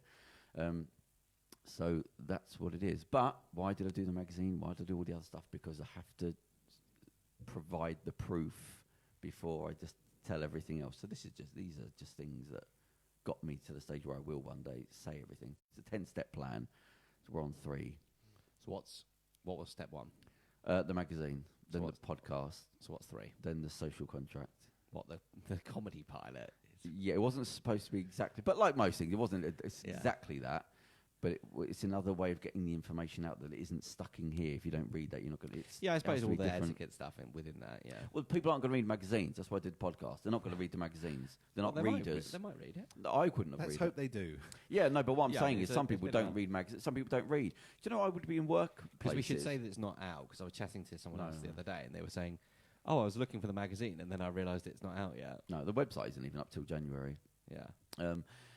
But yes, there's a 10-step plan. The next one's probably the biggest, the one, but the half working on it now. But 10 steps. Well, that sounds ominous. Are you scared, Charles? I'm scared. Well, anyway, so but there's a 10-step plan. There was no. But because as a just make those steps 9 and 10 strong because all those things they all tend to fizzle out a little bit, don't they? No, well, they all have to happen. They all have to take off before. Like nothing can happen now to the fourth till these are done and they bring in money. Then with that money, I can use to do the fourth one. But that was because I learned about science first. Forget spirituality and all that. Extraordinary claims require extraordinary proof. So I had to do all these things to then one day be listened to when I talk about spirituality. But hopefully somebody gets there before me, so I don't have to take all the flack. You don't have to take We need an inventor. Somebody always pops up. Then they go, okay, you need a Muhammad Ali, or you need a microscope. You need somebody that comes along. Yes. If you're going to be Jesus. No, don't. Not literally. I did ask him about I like the idea of the cult of Vialucci, but ironically cult, like a good cult, like we know we're taking the piss. So a bit like the Pastafarians. I don't know what that is. They're the people who worship the flying spaghetti monster. Because because there has to be some. But the cult would be a sort of a positivity, like do good, like live by honest rules and all that. No money, you can't be bought off. But then I think it always starts. Yeah, that's what I was saying. In 300 years' time, I die, some wanker comes along, takes it. There'll be a string of churches somewhere. The scavenge sort of character with Jesus. Do you think he's if he came back, he'd be like, I never said that. Yeah. I never said that. Yeah. But I thought it'd be fun while we're here, and I thought because it's quite trendy. While we're here, I thought ironically it's quite good marketing where people go, yeah, I'm part of a cult. Yeah, it's part of the Vialucci cult. I don't think cults are associated with good things. That's what I'm saying. We're being ironic. When I hear the C word, though, I don't I don't think. Oh, that sounds like an up and coming organisation. If someone did it as a joke, I'm always tempted to sign up to the cult to Pastafarian. What does cult mean? It just means a collection, doesn't it? Yeah. But I think in the so you'd be bringing the word back, but also it's like cult film, cult classic. Oh yeah, exactly. Yeah. So you could say we should all shave our heads. Come on, didn't you like that link? That was a really good link. Yeah, thank you. Come on. But yeah, there's too many. We don't want to.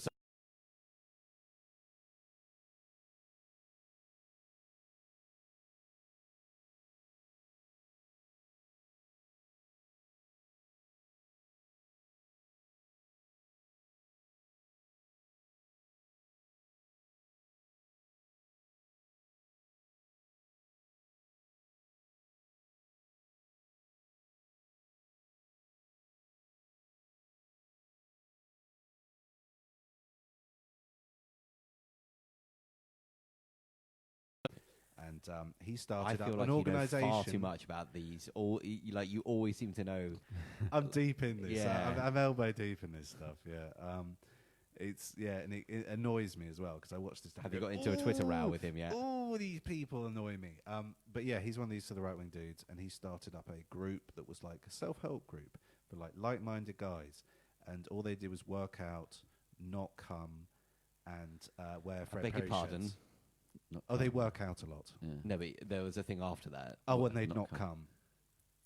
With self-helps, there's going to be a few repressed sexual yeah, people because they were like can't admit that they were like saving up all their nut energy to do good deeds, and well, yeah. What do you mean? What do you mean they're saving it up? Saving it up. Just like, hey guys, I didn't have a wank last night. Yeah, I haven't had a wank for like 3 years, and now I'm like head of Microsoft, because I used that. Is that actually what happened? No, what they instead did is they basically started beating up loads of black people, and then got classified as a hate group by the FBI. And then Gavin McGuinness had to separate himself because technically they were a sort of a far right militia / the terror. They were on the same group as terrorist organisation. So yeah, that's. Well, I'm still in favour of the cult of Vialucci. Not now after that information that we just been. I'm not signing up. It's for like the fascism thing. You go, it should work to have somebody in charge, but historically it always goes tits up. But then I thought, right, well, no, if you've got the right person in charge, you go, but no, they all start like that. You go, but no, not me. You go, no, but yes, that's what it is. So I like the idea of. I wish you could change the word to go, look, I will lead you, but I won't be a fascist. Well, yeah, but like I say, you had Cincinnatus of Rome, didn't you? Who? Cincinnatus. Oh yeah, yeah. Twice he gave up dictator powers, but that was because it was only done as a temporary arrangement. Because Cromwell was twice. Yeah, because Cromwell was made Lord Protector twice in the Commonwealth, so he was voted. Is there any historic? wasn't actually under the. They were allied with the Soviets, I don't think, but I don't think that they're actually under the Soviet umbrella. No, necessarily. they weren't part of So it. they were still a semi-autonomous. They No, were still their own they were- nation. Yeah. Their own nation, but they were a communist nation, but they weren't actually a puppet state for the Soviet Union at the time. So I think that he was seen as a sort of protector and a lesser of two evils because he was keeping the Soviets at bay at that point. Yeah. Interesting enough, I remember when I went to Croatia a couple of years ago, on several mountainsides, beautiful country, lovely place, had a great time. Thanks for asking, guys. Very rude. But Tito, they had lots. Because of we knew Tito. you were going to have an awful time. Because you'll be like, got I had a kicked great out time. somewhere. Apart from I got kicked out of this place and that place. No, it was fine actually. No major incidents. It was good. It was like clockwork. It was good. But they had lots of Tito stuff. Didn't think this when you told me because I've met you and I've sort of seen behind the curtain to a degree. Not Give not it a little fully- peek. Yeah. little peek, little sneaky peek. But it is just hi, I'm Thomas Willington the Third Jr. Yeah. Follow my 10-step program and you'll be rich this time next year. You can have whatever you want. It's only $80,000. Who wants to bid? I see you're not standing up there. You're a wimp. yeah. I don't know what this And, accent is. and, frankly. well, they all have, basically it they for all do 50 sound years. the same. Yeah. They all have that same pattern. They all have that. It's the same energy as an evangelical preacher. yeah, Yeah. oh, yeah, absolutely. Very much so. And it's sort of everyone's standing up, waving Well, their it's hands, selling, isn't it? having It's another time. go and It's you know whipping you do up. all this and donate to my church and Interactive theatre. yeah, You but know what I mean? and you get to go in heaven and have lots of One of lovely the things and first people I learned from was an American thing, and it sounded like you have the intro, ding, ding, ding, ding, ding, ding. Hi, do you want to? It was literally that, and it was like 7 cassettes in this big thing that closed. I never paid for any of them. So got them delivered to next door. No, that was the good old days. You could get away with marketing at meet. I think you would love you'd find a house that hadn't been nobody was living there, and you could phone up and order. Hi, can I get the 10 cassette thing? And they just send it there, knock on the door. People are too lazy to, so just leave it there. Then you could remember catalogs. I remember I catalogs. won't say any more than that. But yeah, you could. They were quite beneficial when you had no money. What did you use the catalogs for if you can't have any money? If you don't have any Well, money? there was a lot of empty houses Kindling. that they would deliver to. Yeah, but I mean, what's the point in buying an Argos or getting an Argos Oh catalog? no, I mean delivered? it wasn't the catalogue itself. It was the withins, the catalogue. So you could order stuff on catalogue and you pay later. Oh, I see what you mean. Right. I thought you meant you were ordering the catalogs. No, I wasn't doing anything with the catalogue. I hate those ones where they're like, they stick it through your letterbox and they're like, actually, this still belongs to us, and we're going to come and get Oh, it like, that, next yeah. week. Yeah. Good luck, I And mate. you're didn't not know allowed to throw it away That because it what, costs us £1. Yeah, You get these things. Yeah, I'll you say get- no. You've littered Yeah. you've littered my property. Yeah, That's what I used to stupid, do. I used to chuck them because I'm just like, oh, fuck, it's just junk mail. But then there's some. That's a bit like saying, "Oh, you've read this email. You now owe me £1." Yeah. Yeah. Yeah. Well, no, they say they come back because it's like a marketing thing. So they come back and ask for it back. Yeah, they can't do it. It's sort of social pressure. That's yeah, what it is, and so really. so they then get into conversation with you and say, "Oh, did you have a look?" But I didn't hear of this, but I'd be like, "No, sorry, you've littered. I'm, Yeah, well, that's I'm, my- yeah, I'm yeah. going to Yeah, fine 'cause you I used to- £50." I just used to chuck them away. Do you remember that guy in the And they used to be like, that costs like £3. You now owe me £3. And I'd be like, then don't put it. If that was yours, don't put it through my fucking letterbox. Yeah, don't put your money through Yeah, my letterbox. don't litter. Don't litter in my house. Do you remember there was a guy in the news who he kept getting phone calls from these call centres, and he was a lawyer or something like that, and he kept getting the calls, and he said, "Look, if you keep calling me, I'm going to charge you for my time." Yeah. So they kept calling, so he recorded the call, and each call was coming up to like 8. He went, "Okay, what was it you're going to talk about? What is it you want to talk His hourly about?" fee of like And he'd already 500 warned quid them, now, Yeah. and it went up to like the high hundreds, 800, something like that, and he was charging them like £80 for every call. And then he sent them it. They weren't paying it. They didn't pay the thing. He sent to say, "You owe me money." He's charged nothing. They sent the debt collectors around to the office, mate, to collect the money, or they were going to take the computers.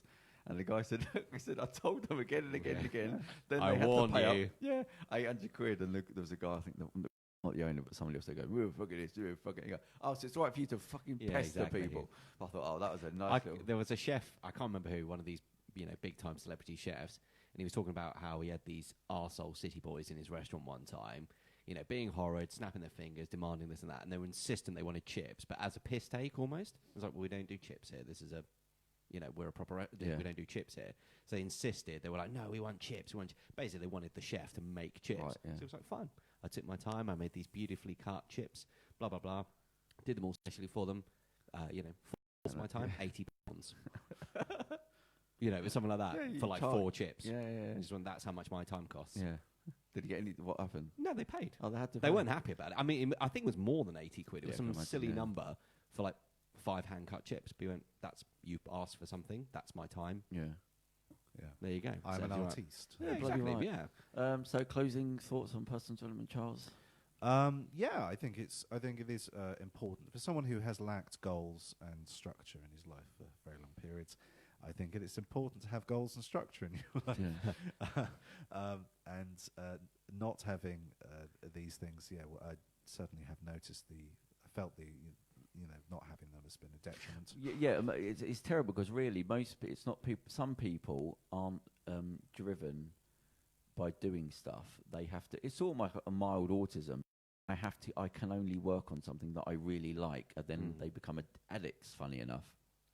So the unfortunate thing is we don't live in a world where enough stuff is offered to people to find those things. Like I remember when I was trying to manipulate people who work with to see how people's personalities worked, I realised that a lot of people that were almost like not bullies, but they've seen that type of person, how you would fix that, it seems like the opposite. You'd actually put them in charge of somebody else and say, look after that person.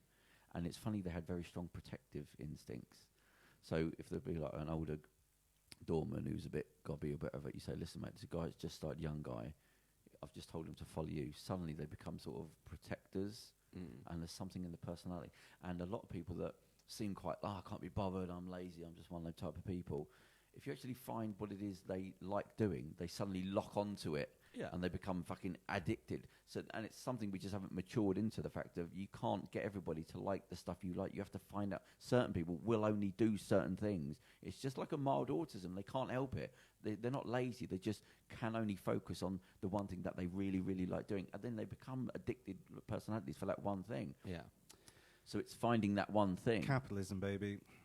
Unfortunately, unfortunately our society is not set up for that. constantly forcing square people into round. But it's letting round people holes. know. I've met a lot of people that think they're lazy and they're not. You go, you're just one of them people that needs to be doing thing. But the world isn't set up to care about you finding your specific our thing. system and our culture isn't. But we don't have a magic sorting hat, and it would be great if we did. You know what I mean? Oh, you're a fantastic artist. Okay, well you should be off designing billboards and wonderful artworks. You're in Slytherin. Come over to this room here. Yeah, come over Ignore to the this sound weird of the shots being fired. I don't understand that. Why they don't fucking kill all those Slytherin kids. I'd be like, off you come. or at least keep more of an eye on them. I'd kill a few, you know, it's the naughty house. And they're always trying to be like, oh, some of the nice ones are in Slytherin. No, they're Citation all dicks. needed. Yeah, they're all Yeah. dicks, man. Yeah, so I don't think you're lazy. I think you're one of them people that needs to be focused on something that you actually care about or has some value to it.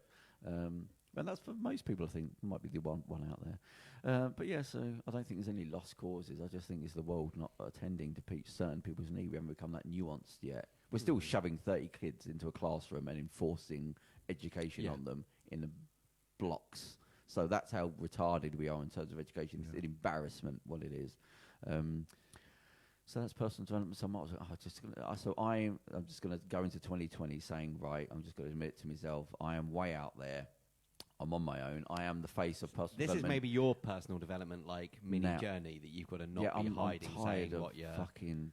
So I've given up looking. And 10 years ago I gave up, and I was trusting people to bring. So I'm fucking have to go. Look, it's just me out there. Accuse me of things. Ask me why. Force me to ask questions of why I think that. And it's only ego if it's not true. If it is true, then it is true. So, but ask questions, force me to prove my point, and I promise you, the more I start peeling back the layers, then we get to a point where we go, oh, for fuck's sake, all right, just have it. So I'm just going to go into 2020 and go, right, I've had enough. I've had fucking 10 years of just not saying it. So I am the face of personal development now and in history. I'm putting that bigger thing down. You don't know it yet because you haven't seen the whole story. You've just seen a thing. Well, also, we're not in the I mean, history implies a post. I've looked back. I can't find anybody that's... Are we going to have BT and what, 18, do we think? Before Theo, after Theo. I don't understand this. So BC and AD's Anno Domini. Yeah. So, but that means in the year after of death. No, in the year of our Lord. So what does BC stand for then? Before Christ. So before he was born. So Now we tend to use BCE and ACE, which are the same time periods, but before the Christian era and after the Christian era. Okay, It's only for the I've never heard those terms. Yeah, they're only recently, or we call this the Christian era. We call this the CE. But what does it mean with that ambiguous in the time of our Lord? What does that mean? So that just means because our Lord was born, and therefore we now live in the year of our Lord. I always thought it was after death. Because that was year zero. Yeah, that was like, it was so important, an event. Up to near 1500 or something. Yeah, because I believe Muhammad was 5th or 6th century. It was 7th. It was 6th. Oh, was it 7th? I beg your pardon. Something. Was there anything in history that big?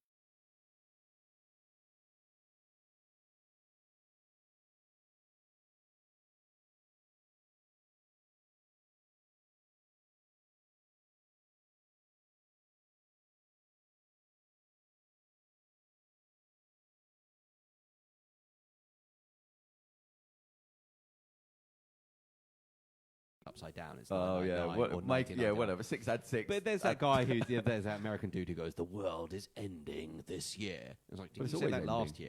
Yeah. Which one? I And mean, the year Alex before. Jones regularly like predicts a military uprising every 3 months. But it was the Mayan calendar thing of 2012, and what that was basically all the Mayan experts who would go, you're muddling as the Aztecs, who actually weren't called Aztecs but were called the Mexica. Their thing was very apocalyptic. Their worldview, as many religions are, as many things are. The Vikings had an apocalyptic vision of the world, but the Mayans just went, no. What happens is the clock ticks around to 2012, and they didn't do a press release because they didn't think anyone would be a fucking idiot. But it ticks round, tick. So that's just a cycle. Tick. Cycle starts again. Yeah. But everyone who wanted to sell a book was Or a going, movie. "It's the end of the world. Buy my book." They can't really do that again because that 2012 push with the movies was really like they really it went was a very all silly out. one. Yeah, but it was just sold off the back of the Mayan. Fucking Millennium Bug. Come on. Oh yeah. Like that was Just the first just real big thing nothing. where like it was just like, here's a fake panic to keep you occupied. I think the Schwarzenegger film, he did the End of Days. Yeah. And they did the 1999. Yeah, like, 'cause it was 6 upside down, six. yeah. But you go, well, why wasn't it the year 999? Yeah. Where's this one come from? We didn't have movies back then. Yeah, exactly. So Because anyway, it says so in the script. That's why. so that's personal development. Anyway, so this was sponsored by I Love Drinks. It was. If you want a personal development, have these drinks and change your start the journey. Well, I mean, for health. again, Chris, the founder, that was his thing, wasn't it? Yeah, his personal development. But also I quite like the fact that, as we jokingly said, Bob Heineken, because we don't know who it was, but someone because he worked for Heineken. I don't know why I'm asking you, like you listen to it, but he said, you should make a drink. Yeah, You went, that's okay, something I went, all right. but the opposite of that would have been gone, yeah, I will one day, and 5 years later he's still going, yeah, one day I'll make my drink. Like, I mean, we can't even in the podcast. Well, I can't remember what episode that was. 52, yeah, 53, something like that. Anyway, go back and listen, kids, and also go back and look up what the millennium. We don't ever need to talk about it. So, if you want to know anything about personal development, follow me, basically. Follow us. Lead the way. I'm going to do this because I think YouTube has been. Love drinks. Love drinks. Now, if YouTube choose as my image our hands stood up in the air, Yeah. now I know there's an algorithm. Well, I think last week Charles was doing the So Sikh Heil. the suggestion is, I was just waving to someone. but it looked like the because Sikh Heil. it gives you 3 suggested cutting? screen images. What's going on? Oh, it gives you 3 suggested screen images, and it's always an animated one. So there's something in their algorithms is choosing Just where there's picking. movements. Do you know what I mean? Where there's a movement. Or it just does it at a random interval, like No, because it's done it like